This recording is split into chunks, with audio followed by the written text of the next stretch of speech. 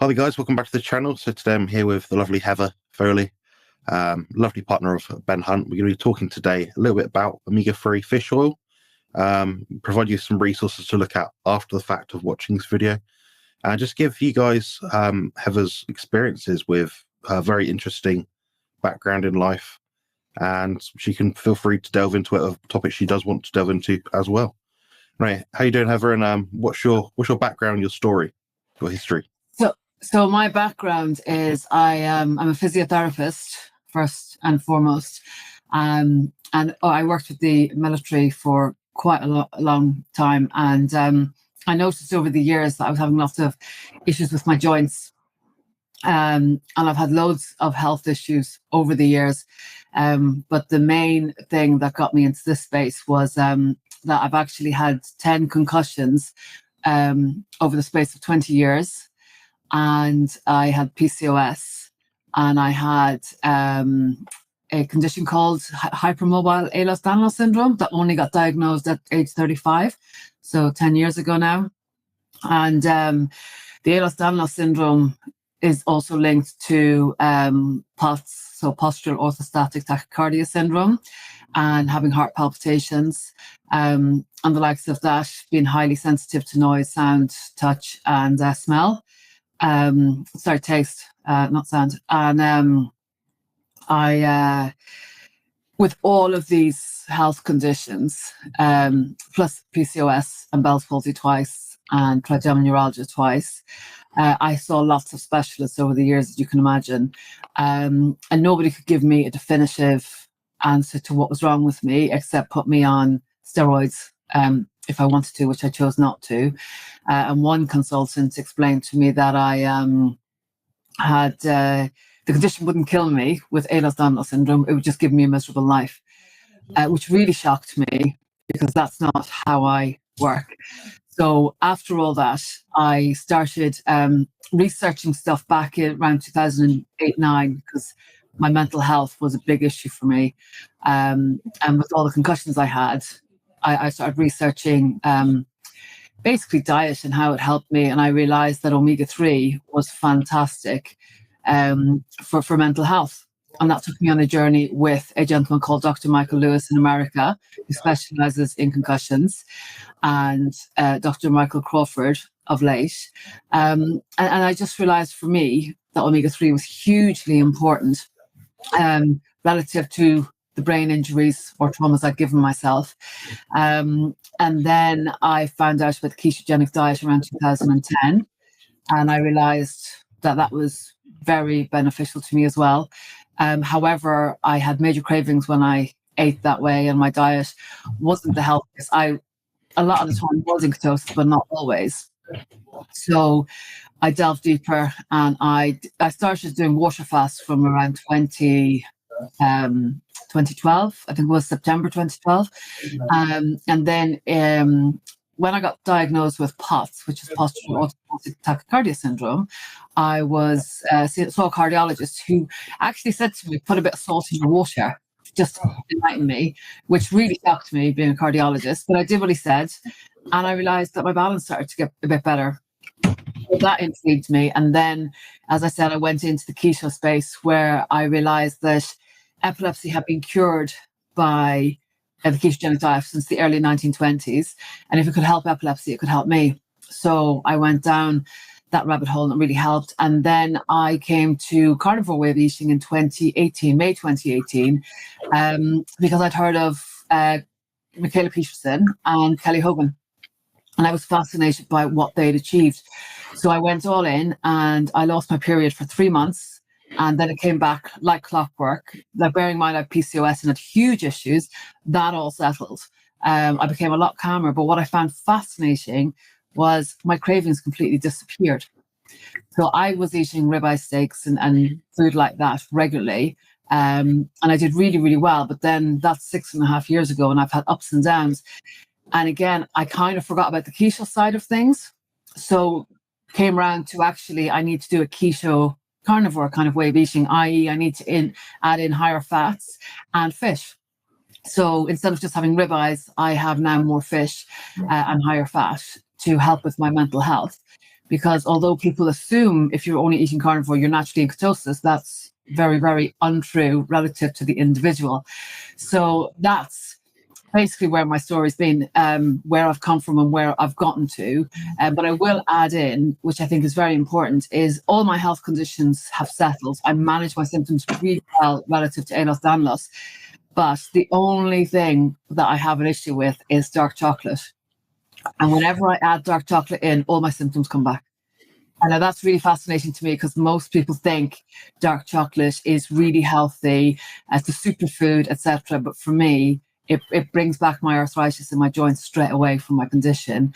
And it brings back my cravings, and it sets me off in a bad way. And I really went out of my way about 4 years ago, to find a Facebook group that did carnivore and allowed dark chocolate.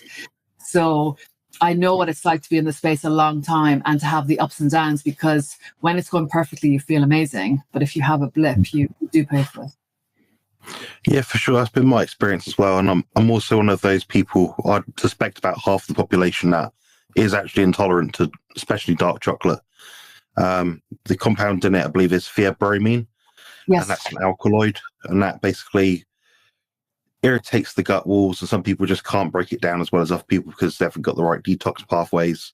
And it's interesting because whilst you and I may be intolerant or allergic to dark chocolate, there'll be people out there that feel better on it because it gives them some dopamine hit. So it's not as quite as cut and dry when it comes to the additional foods. So I mean, things which aren't strictly speaking, N15 isotope data approved, so things that are, packaged, processed somewhat.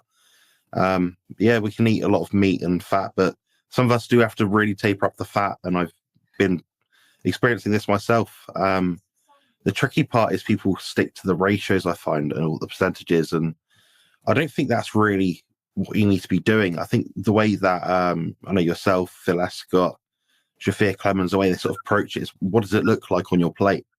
When I go to these conferences, these, public health collaboration, things like that, I'm eating the most amount of fat there. And that was when I was 2 weeks out of my bodybuilding competition, stripping fat from my diet, eating a low-fat diet.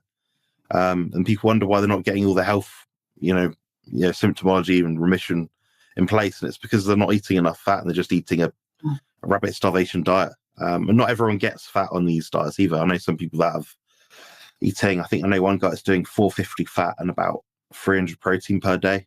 But he's very physically active. So, he's at a different set point. I know of people that are actually probably more muscular, eating half as much food and struggling to sort of, lose the weight even more. So it's so individual. And that's exactly it, Jonathan. It is so individual. And that's where I see myself as an experiment of one. This is where I failed. This is where I've gained.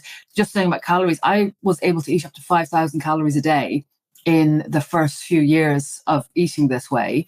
And now my body's recalibrated and goes, no, you can't eat that much anymore.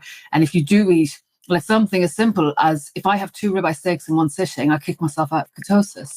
Whereas I could do that for years and I was fine and I felt amazing. But now my mood is not so good when I eat 2 steaks. So when I did the math and I did the N=1, I realized that actually what the problem was my ketones were too low. So I had to reduce to 1 ribeye steak. And there's I don't know if you know Andrew Scarborough, but we were at a conference together at the beginning of the year and both of us had oxtail soup. And the fat in the soup just lit our brains up.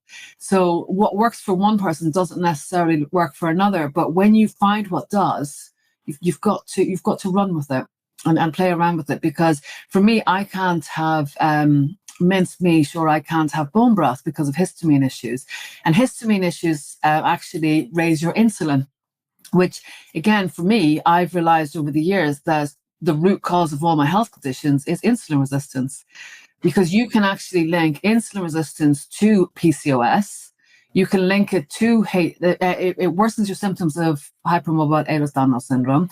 You can link it to Bell's palsy. You can link it to concussions, being worsened by concussions. Arthritis. You can link it to so many things. And I've got a list as long as your arm of all these kind of conditions and problems. So I think for me, it's realizing that the lower I can get my insulin by staying in a ketogenic state, the better my body feels in general. It's quite an interesting discussion, this, and I don't think anyone really knows for certain, or if it's a combination of all of the above. But there's the element of, you know, having the right amount of protein with the right amount of fat, so therefore your digestive system works the best. Your histamine clearance, your methylation pathways, all those sort of things are optimized. But there's also the element of, well, is it actually just getting the fat really high, relatively speaking? So to the point where your brain feels fed, your cortisol levels are baseline default, what they're meant to be, not elevated from the blood sugar crashes and things like that. So how much of each of these things do you think it comes down to in terms of putting your symptoms into remission? And if in a long-winded way of asking, basically I'm saying, do you think it's the high fat, or do you think it's the getting the balance right, in particular of protein to fat? It's a mixture of lots of things. So when I'm on form, it's the mixture of the proper ratio of protein to fat for me as an individual.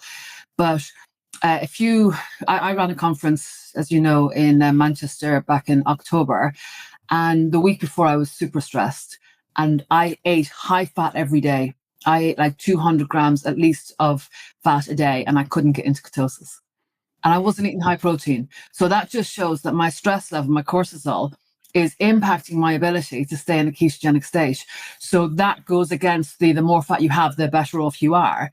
There's so many variables. What's going on in your life? Are you sleeping well? Like I have a client that I'm seeing, and his sleep is not going as well as it could be. So that could be what's impacting him. Because he's eating a ketogenic diet, he's doing well on a ketogenic diet, but his readings in the morning aren't good, which has to be associated with what's going on through the night.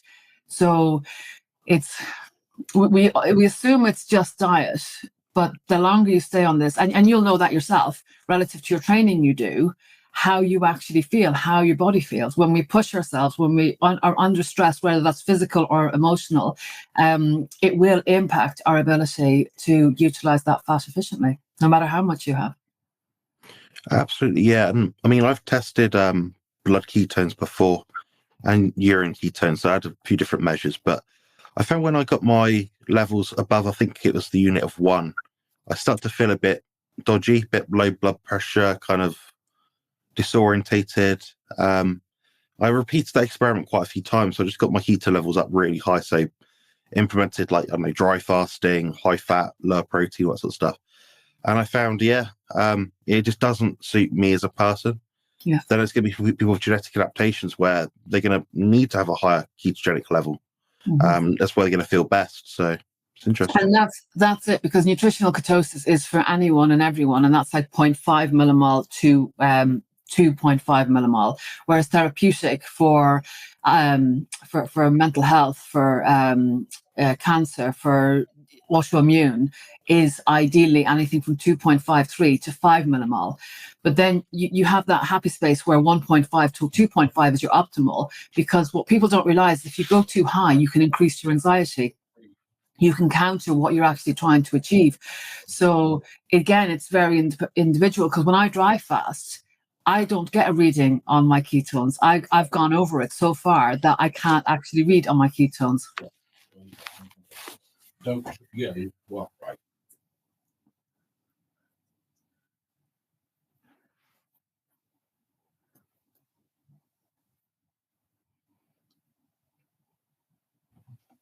There we go. I'm going to cut that bit out, so don't worry.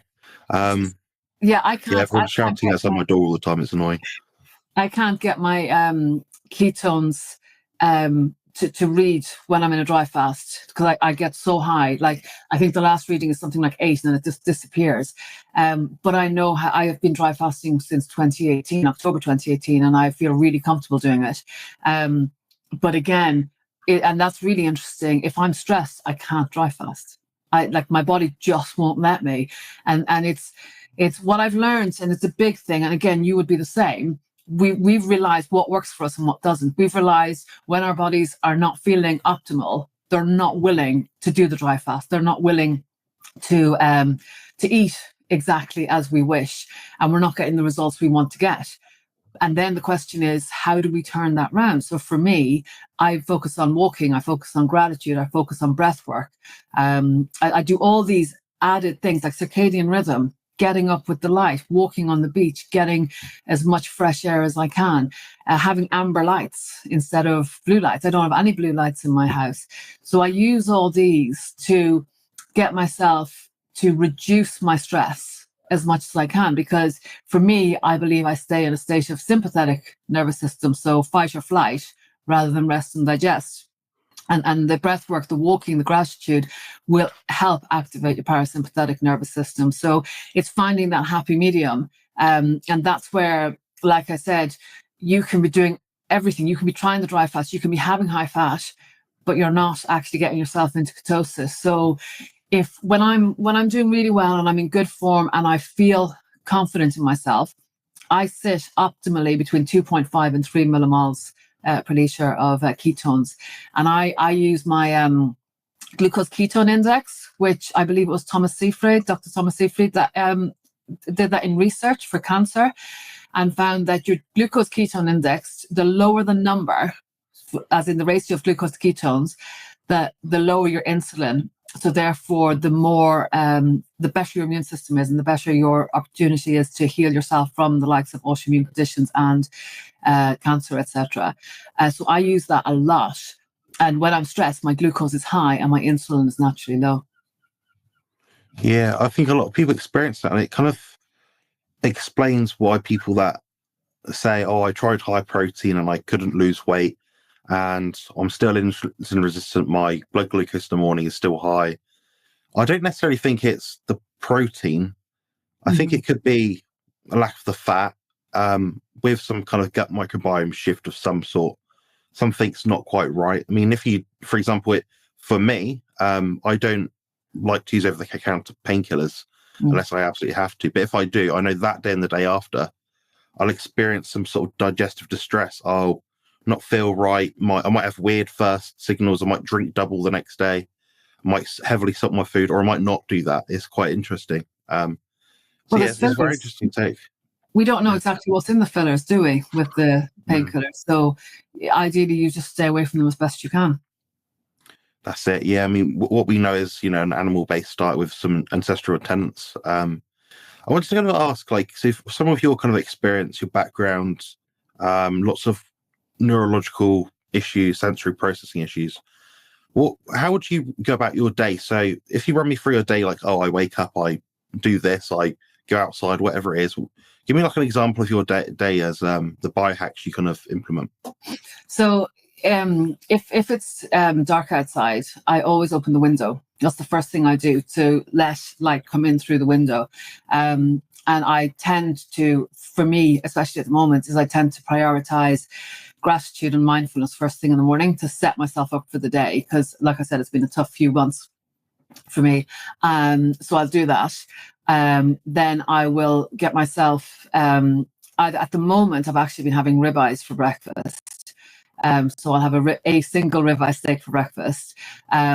And I will tend to go out in the fresh air. Fortunately, I have a dog, so I naturally have to go out. So I'll walk my dog, usually at the beach or at our local park. And I'll prioritize my mental health to make sure I'm feeling on form, and then I will get on with what I need to. What I have noticed over the last year, I tend to see most of my clients in the afternoon. I tend to prioritize the morning to myself, and the afternoon.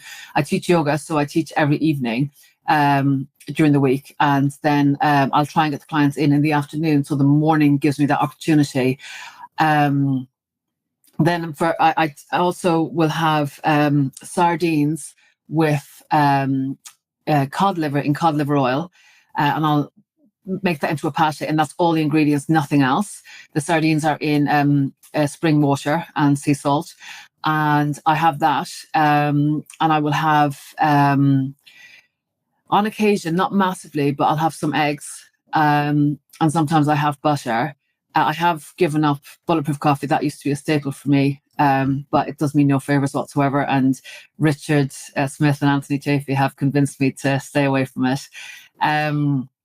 But yes, so I will, in the afternoon, once I've finished work, I tend to defuse. I don't like having the phone on. I use my phone as little as possible. I don't tend to have my phone in the room with me, in the bedroom with me. I go through phases where I will just to have it, as it'll be on flight mode, but it's to check how my breathing is through the night. I use an app. And yeah, I've only got amber lights in the house. And I do a meditation every night when I go to bed now. That's So, absolutely wild. It's so similar to what my day's like, other than like go to the gym and yeah. walk my own dog, not your dog. Yeah. So yeah, it's so bizarre that like we found the same sort of endpoint in terms of the things we implement each day. And yeah, I've got a new smartwatch recently, and I track some things. Well, I'm not big on smart tech, but I think it's a useful tool to just keep track of things and see if you go in the right direction. Yeah, oh, absolutely. I use an Oura ring. I take my mouth shut at night, and I have an app that listens to my breathing through the night. And I really, really like them. But again, you're just saying we're so similar with what our day is. What we've learned over the years is what we can and can't handle. And for me, I learned, I found out a lot about Ehlers Danlos syndrome, which was fantastic because initially I was perceived as a hypochondriac. There's always something wrong. But You've got too much wrong with you, Heather. You've got too much wrong. But when you do the fault. research on the condition, exactly, absolutely. But when you do the research on the condition, you realize that you're naturally hypersensitive to noise. So like someone sent me a message on WhatsApp the other day on audio, and all I could hear was the noise of the wind. I couldn't hear them talk, and I can't decipher both noises, so I just switch off. If I'm with someone and someone rubs the wall with a woolly jumper, for example, that stresses my brain out no end. So I've learned what my triggers are, and I've learned how to manage them and help myself be the best version of myself. So like when I go to a conference, I get very stressed because there's a lot of mental energy. There's a lot going on, a lot of stimulation. And I prepare myself for it. I know it's going to be one of those days, and I know that I can have a few days off after it.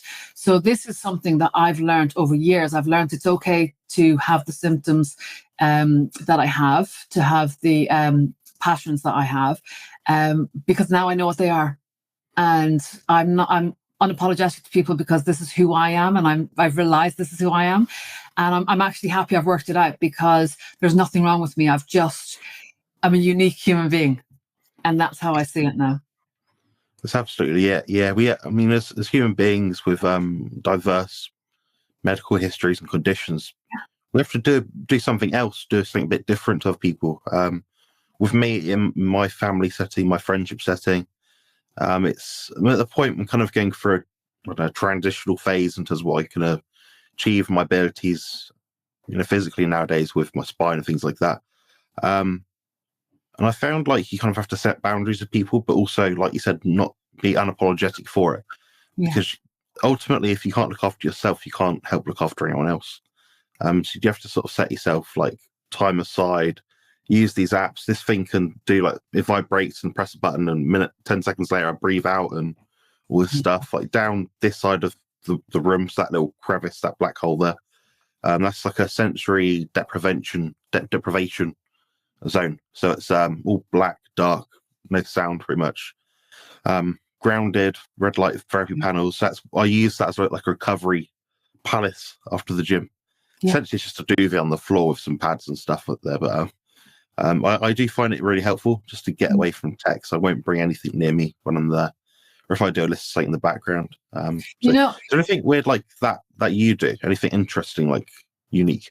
Well, just really quickly before we go on, years ago, I went to visit my aunt in Canada, and we went out to the lakes in Ontario, and we stayed out in a cabin, and you had to get the boat to the cabin, and there was no electricity, and the toilet was outside in a little toilet hut thing. And I never slept so well in my life.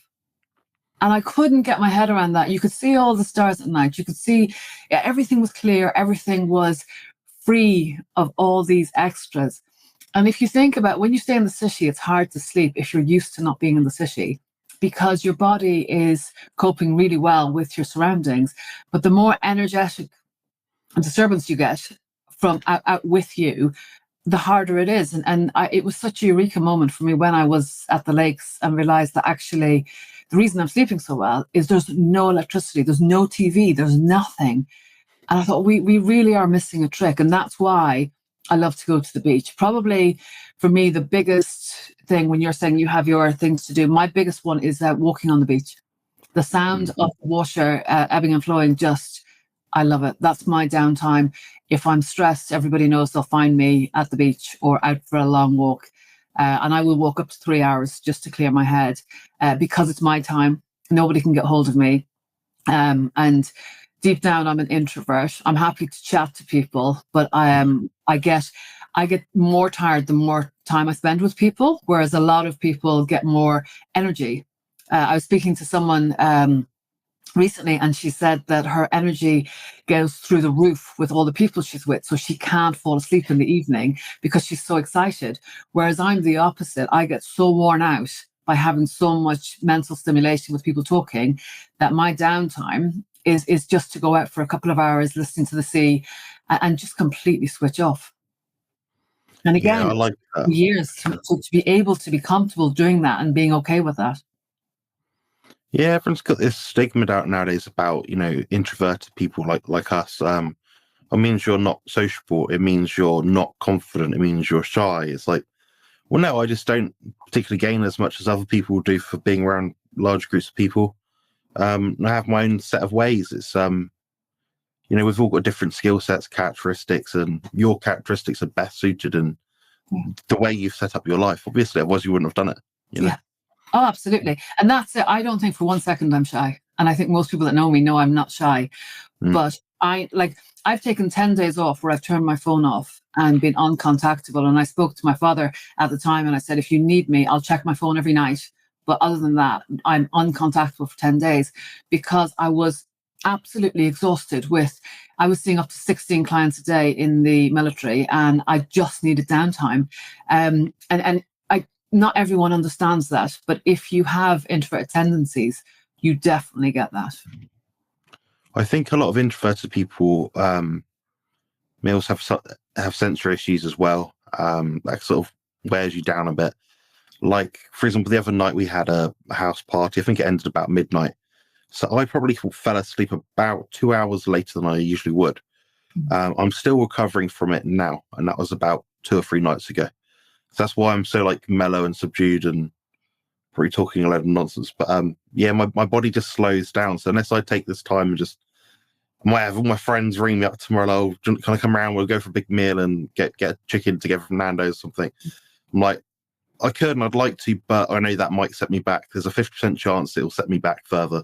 So I don't want to do that. But it's that guilt as well that you feel in yourself because you can't be what's the word, attainable, reachable at all times. So but it's interesting because years ago I used to really struggle that my friends went out every night when we were in uni because it's too much for me, whereas now I have no problem saying no because I realize, like you've just said, it's going to take me a few days to recover, and that's been true to myself and being unapologetic to myself, going, actually I know what my weaknesses are and I know what my strengths are. And one thing with me, I've never understood the concept of hangry. I've never had hangry ever. But if I'm tired, I can be impossible. And I ask people to stay away from me if I'm tired because I am so snappy, everything gets to me. So I will remove myself. And I've been known to go to bed at 4 or 5 in the afternoon and sleep right through till 7 the next morning. So it's just learning what your weaknesses and strengths are. And for me, if someone wants to go partying and I know it's going to be a really loud night and I'm not in the headspace, I will just cancel. And I don't feel guilty anymore because I realize it's not going to be of benefit to me. And the people there are probably going to be like, God, she's rude. Yeah, I mean, it depends on my around, really, if I'm honest. Sometimes I can be very abrupt. Someone called me the wrong name the other day, and I thought he was going to kill me, basically, because my response was very passive, calm. Please don't call me that. And I walked away, not aggressively. And I thought the guy was going to lose his mind and batter me. But that's the thing. You have to set yourself boundaries. And for me, things that I don't like particularly that much are like close proximity when I'm talking to someone, the loud sounds in my ears. So, the the Carnivore conference, for example, there's a lot of situations where I went there and people know that I have autism because they're people that I know online, like, oh, I'm Jim Bob 20 from Surrey or whatever, you know. And I'm like, you do realize I live with autism and I've been very clear about my symptomology, yet you're standing 1 foot away from me. You're shouting in my ear. So sometimes having a bit of hindsight and being prepared, and I'm sure you do lots of things yourself to prepare. So how would you go into a social situation with the issues that you do have? Like, what are you checklisting in your mind? What are you thinking about? Are you anxious about anything? Or well, before I go to anything, like, for example, the conference I ran in October, I do a lot of mindfulness. I go for walks. I hold a worry stone. I have a stone that I rub just because it helps calm me down. And I just have a chat with myself about the fact that it's one day, you'll get through it. And like, it's like you said, people want to talk to you. And I'm very grateful that they want to talk to me. And I'm very grateful that I've been able to bring the conference to the people. But it is that building yourself up in a very calm way. And every time you feel yourself getting stressed, take yourself out of the situation. Like on the morning of the conference, so many people came through the door. I went and hid. I went and timed out because I wasn't ready for that many people, and people were automatically coming straight up to you. And it's like yourself, I'll lean back if someone gets too close to me because I'm so acutely aware of social space, personal space. And so I remove myself from the room regularly just to give myself time out. And it's one of those things, again, like I'll excuse myself to go to the toilet and I'll sit in the bathroom for a few minutes and go, okay, you're fine, you're good. And then you go back and you start again. And it's the constant reminding myself that, like, this too shall pass. It's only a few more hours. And I always know the day after I've nothing to do. That's I do very the same. Yeah, I block out my time quite unusually. So I tried to use, with chronic fatigue syndrome, we use like the spoons analogy. So we have so many spoons to spend each week, and we try to reserve a few. So on a certain day, we might be able to go out and sit a family for a meal for 4 hours. I don't know. Yeah. So I tend to do that myself. And if I know, for example, today I've got the conversation with you, I went for a walk this morning, had breakfast, done my grounding, done my red light therapy panel. I've got a consult call just after this one. Then I go out for another walk. Then I'll probably make lunch. I've got a whole chicken today, guys, 2 kilos. Very exciting. It'll be gone by the time you guys have watched this. Yeah, it's that's my day, but I'll block out. So for this, say we chat for an hour, I'll block out an extra 15-20 minutes either side just to get my head in the right game. So when I came today, I set this up ready, went for my walk and came back, and it is all ready to go. So I eliminated a lot of variables of stress. It's funny you say that, actually, because I worked in the NHS as a physio in the last year. After leaving the military, I did some work at the NHS. And exactly like you said you had 15 minutes either side. I was a first contact physio, and you have 15-20 minutes with each client. That's it. And there's no breaks. So you're seeing non-stop people all day. And I just couldn't do it. It just kept overwhelming me. I dreaded going in because I was getting no downtime. And then I'd have to go and teach my yoga, which is something I've been doing for years. So certain days were just exhausting, and I'd need days to recover from it. So I totally resonate with, actually, I need half an hour between this person and the next client I see. And that's just, again, being insightful as to who I am as an individual and what works best for me, and knowing that it's okay to do that. We're so lucky nowadays we have tools to sort of block out our time. Imagine we went back 15-20 years, Heather, and someone wanted to book us in for a chat, consult, coaching call, whatever it is. So, here's my free times, 9 till 6 or 9 till 5. People could book in any time like that. So you could get one in the middle of the day and one at the end of the day. You're like, oh, like it's the start of the day. But say you've cancelled friends with plans with friends, you've kind of ruined the opportunity. Yeah, it's great nowadays because I can set buffers with my consultations. I can say, you must book within a 3-hour time frame beforehand. Cancellations must be within this time. So you can set yourself your own boundaries and, obviously show the terms and conditions of things. But just make it very clear to people that you're not there to sort of mess around, and you have this time to give them.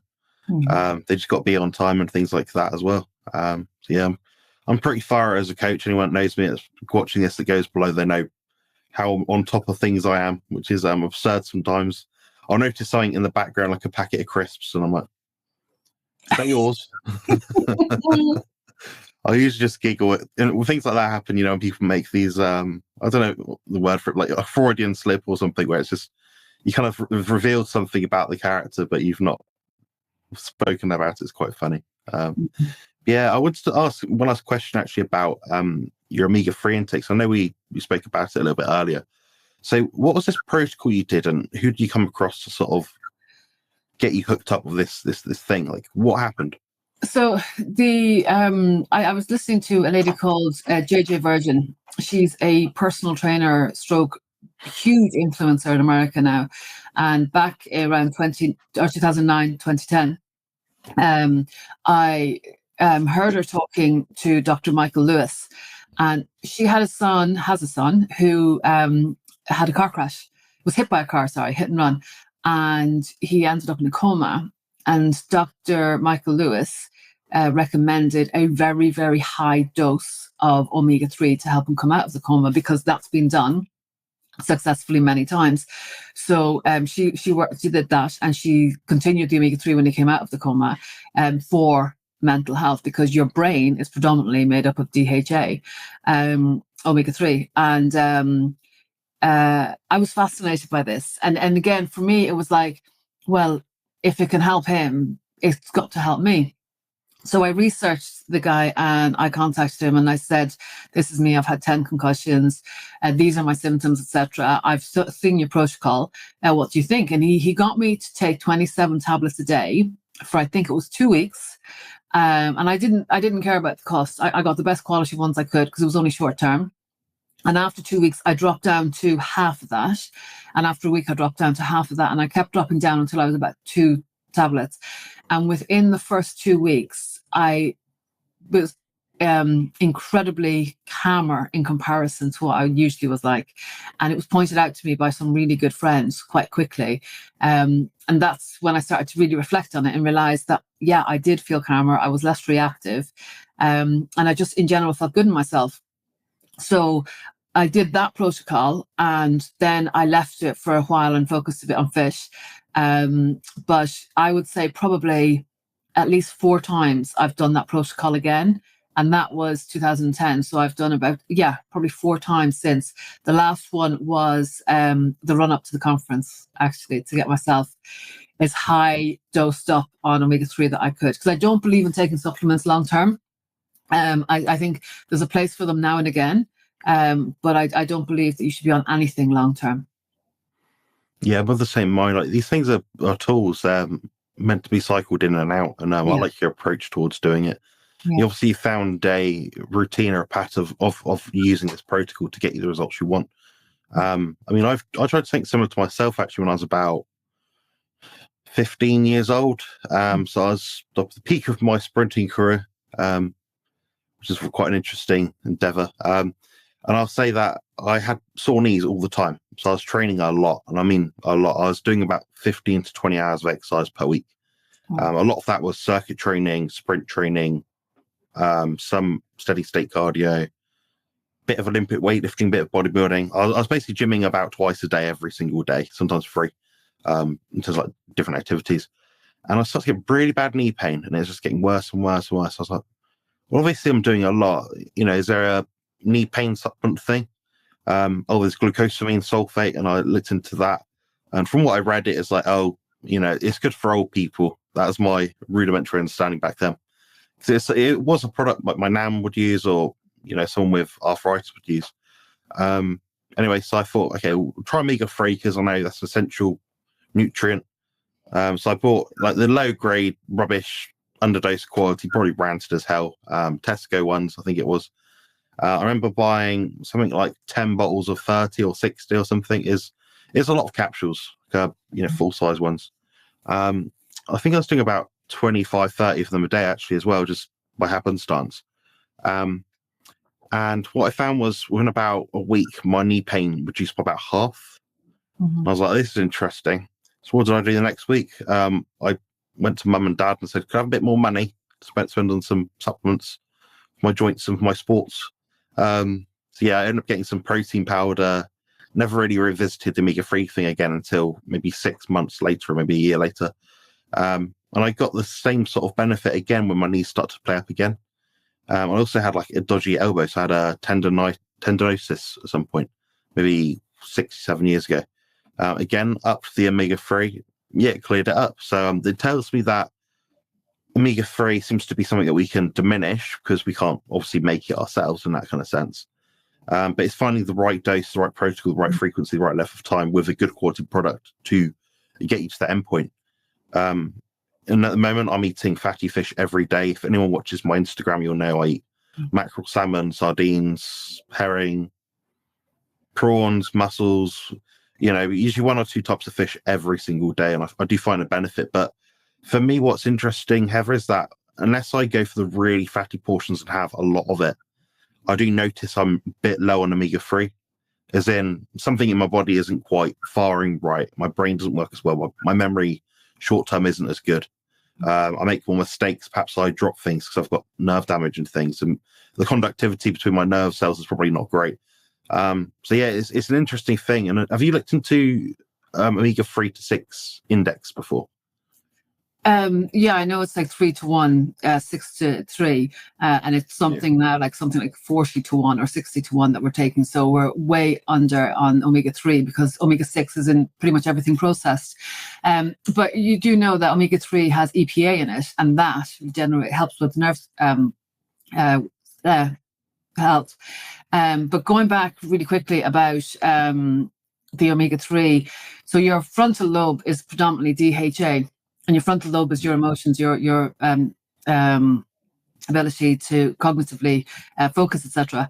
And there was a study done years ago, and I can't find it, and I wish I could, on islands and how the rate of addiction is through the roof in certain countries, specifically islands, because as an island, we naturally would have had fish as our staple diet. But unfortunately, over the years, we've stopped having fish over the years. And it's had a knock-on effect on your mental health. And they did a study where they had prisoners who are your ideal subjects because they can't, their diet do anything wrong. Yeah. So they had this omega-3 for I think it was a few months, and every single one of them drastically improved their mood, drastically into a much better headspace. And you just kind of think, I know I'm addicted to chocolate. I know I'm a sugar addict, so to speak, because when it comes to dark chocolate, the dark chocolate itself, if I had pure cocoa, I wouldn't enjoy it. But it's whatever they put in it gives me that. So I need it, and my brain lights up to it. And I just find it interesting when I have the high fish, when I feed my brain properly, it's not as appealing. Like my cravings disappear completely. So you just think how many people out there are struggling with their energy drinks and their energy bars and all these foods to give them a boost when all they really need to be eating are the likes of fish. And when you, like, one of my favorite people to listen to is Dr. Michael Crawford. He's 93. And his brain is phenomenal. He just knows so much. He did a great talk with Sarah Pugh. I think it was last year or early this year. Definitely watch. And he talks about the fact that we should be eating fish every single day. Like in Japan, I believe they have it like up to twice a day. And their mental acuity is way stronger and way better than anybody else's because they're feeding their brains what they're designed to be fed. That's exactly right. I mean, the research from Raubenheimer,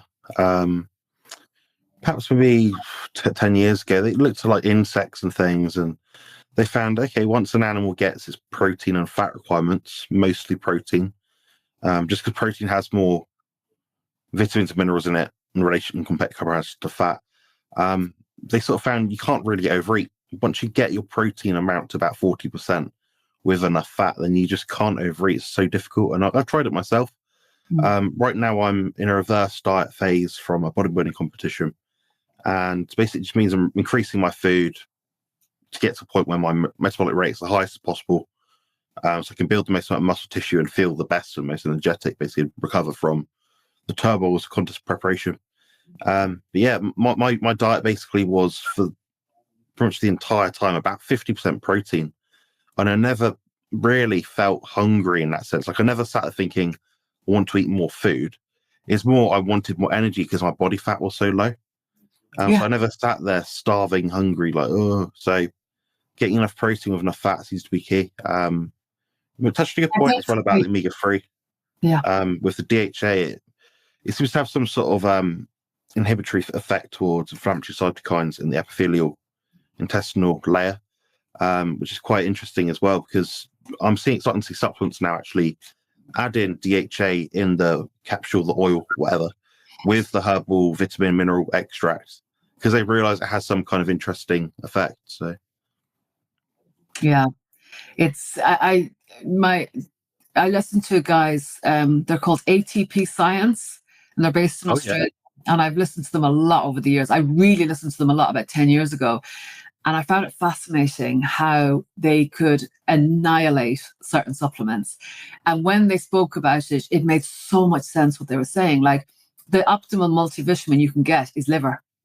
Simple as. I eat liver raw. I freeze it for a few weeks. I'm very lucky my butcher gives me the dregs of the liver because it's aesthetically not pleasing. So he gives them to me. I cut them up myself and I freeze them for a few weeks. And that's a perfect multivitamin. But the multivitamins that you get in your typical shop that's processed is they talked about the fact that most of it counters each other. So what you're taking is an empty supplement. And I found that absolutely fascinating because we don't know how it assimilates in your body. We don't know how your body utilizes it if it's not in the right source, i.e. a piece of liver or a piece of meat. So I do think it's interesting when people add a bit of this and a bit of that just to see how it works. Like I know, for example, glucosamine chondroitin, they did a lot of research on that years ago, like probably about 15 years ago now. And the fact that it's absorbed better with cod liver oil because it's fat. And you just think there's so much more to this. And again, I know that there's certain supplements where there's no regulatory board. So I think it was Gary Brecka did some research and tested lots of different samples, and none of them had the amount that they actually stated on the bottom.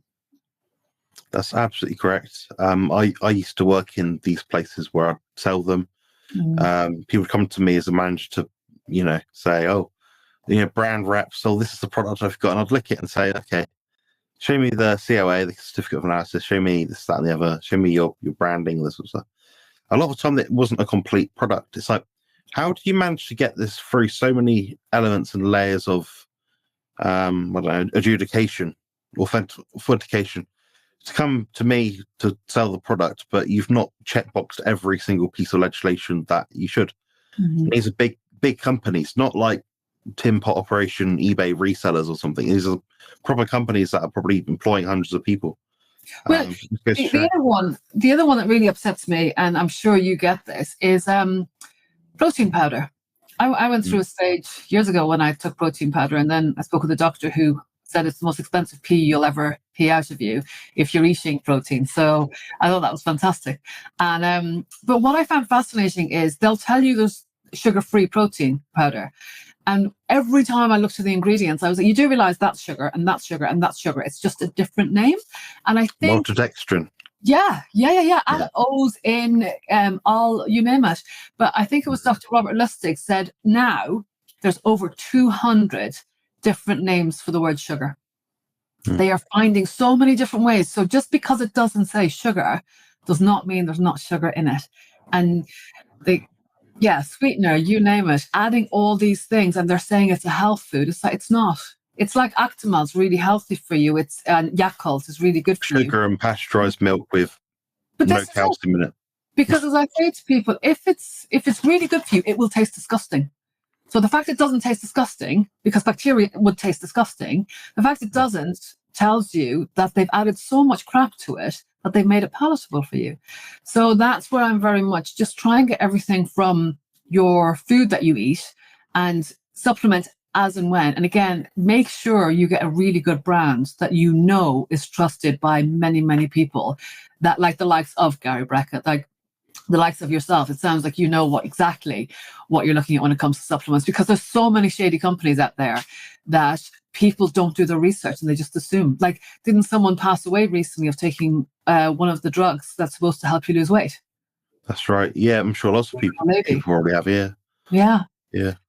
So yeah, the supplement industry is interesting. I see stuff day to day because I'm, in the bodybuilding industry, we see all this stuff all the time, new brands, new products. One thing, there's a few things to look out for. Amino acid spiking in protein powders. So use a cheaper, supposedly more inferior amino acid. Then I'll add that to the whey protein powder because it's a cheaper way of creating the end product. So it might be amino acid blend, and it'll be like taurine, glycine, and a few other things which just happen to be cheaper than whey protein per 100 grams, for example. So that's one thing they do, but that will all be incorporated into the total protein amount, even though technically speaking, it should be total protein plus added amino acids in a blend or whatever. The other one I see is, it will say, I don't know how to get away with this, but they sort of label it under a proprietary blend, and it will say whey protein complex, and it'll be in brackets, is to say these are the ingredients within whey protein complex, and it will say whey protein, and say soy, and say pea protein. You're like, whey protein complex. Okay, well, if it's the first ingredient, it means it's the one with the largest composition within the actual food label. So okay, great. You can kind of say it is whey protein. But if it's only, say, 34%, then the other bits are 33 and massive 33. You've got pretty much an equal blend of a low quality protein powder with inferior amino acid profile. So that's another thing to look out for. But you've actually inspired me, Heather. I need to create one of these videos at some point to explain nutrition labels, what to look out for, because a lot of the imported stuff we get over here as well is not up to scratch, and the legislation has to be the same. There was a guy in, I think it was Denmark or Sweden the other day, who posted on Instagram about the fact that there's these bars that have come over from America, and there's stickers on the back with a warning that this can be very, very dangerous for your child to eat, because the levels that they have in America are way higher than what we can consume over here. So they have to put warnings on there. And you think, what is getting through that doesn't actually have any warnings on it? That's exactly true. Yeah, sunset yellow, aurora red. What's the other one? Sky, I don't know, blue or something. Yeah. Yes, it's very interesting. Another one to look out for is flavor versus flavored. Yes. So if I go for a product and I want something cleaner, or if I'm buying something for my mum, say she wants a yogurt, whatever, like she likes a fruit yogurt, it's better than having a Mars bar, I say. Yes. So I'll look at it and I'll say, okay, peach Greek style yogurt with peach flavoring, or it's flavored peach. Okay, great. Flavored means it's got peach in it. Now, if it just says flavor without the ED in the end, peach, it means they've put something in it probably, which means it could be anything. It could be some ethylene glycol, propylene, something, e.g. chemical, forever chemicals. So yeah, it's interesting, these labels. When we eat a carnivore diet, we don't have to worry. So, well, this is the thing. But interestingly, you say that, because I saw again that they're trying to pump meat with water to increase the weight, so we pay more for what we're getting. And you just think they're trying to find shortcuts everywhere. So I get my most of my meat from my local butcher. I get my fish from the fishmonger, and I just try to be as local to where I am. So I'm thinking that it's getting the same sunlight that I'm getting, so it's at the same latitude. And like you were talking before we started about Jack Cruz, that's one thing I do agree with Jack Cruz, is the fact that it makes perfect sense that what you eat should be from where you're from. And when I have clients that don't want to go all in carnivore, which I have no problem with, I do say to them, just eat within a 25-mile radius. Get the vegetables that grow naturally, get the meat that's grown, farmed locally, and the fish that's local. And you can't really go far wrong. Like, I spoke with a girl who was picking blackberries one day out in a walk, And I asked her, did she ever buy them in the shop? And she said, yeah, all the time. And I said, do you notice the difference? And she said, night and day. The ones from the hedges are amazing. And I just think that's it. If we stick as close to nature as possible, we really can't go far wrong. And like both of us have come to that place where we know what works for us and we know what doesn't. And when you get to that spot, then you keep auto-correcting yourself. Yeah, that's the funny thing about fruit and vegetables. I mean, I seem to be intolerant to most of them, like especially the berries, which is ancestrally inconsistent. That means the paleo diet would never work for me. But in my area, yeah, I can access raw dairy quite easily. Eggs, duck eggs, fish. I mean, I live in a place called Christchurch. I'm right near the sea anyway. It's about 2 miles from where I'm sat right now, if not less. Yeah, there's fisherman market on Monday. There's a meat market on Monday. So yeah, there's no reason why I can't sustain myself literally going to the supermarket, sorry, the shop on a Monday and just picking up everything I need. The only thing is maybe kitchen roll because I'm always making a mess. But that's the other thing. The more you get to know your local butcher and your local fishmonger, the more deals they give you, and the more they'll tell you what's coming in and when. That's it. Yeah, I don't know. Anyway, I think we'll wrap that up there. It's been an absolute pleasure to speak with you. We've covered a lot of ground. I'd love to have you back on again. And if you guys do have any questions that I'd perhaps ask Heather for another time, comment below the video. Be happy to try and help you out there. Other than that, where can people find you? And what services and things do you provide and offer? So it's very simple. Just my name, www.heatherfoley.co.uk. So I've done my ketogenic diet and mental health clinician training with Dr. Georgia Ede. I'm currently doing my nutrition network training with medical pathway with the Professor Tim Noakes Foundation. And I do physio, obviously, and EFT, breathwork through Oxygen Advantage, and it's all on the website. I also recently ran a conference in Manchester, and the recordings are available on www.ketobrainhealth, all one word, .co.uk. And again, that can be found. No, that's not on my website, actually. That's on my email. So if you've any questions, definitely email me through either of those. I do have an Instagram, Keto Brain Health, because that's my space now, and hopefully doing quite a few ventures next year, but nothing's planned just yet. Thank you. Brilliantly done. I do recommend anyone getting in touch with Heather for anything you do need. She's a lovely lady. She's got a lot of empathy, a lot of understanding, a lot of patience, and a lot of experience as well, most importantly. So definitely recommend reaching out if you guys get the time. Anyway, thanks very much for watching, and we'll see you guys next time. Thank you.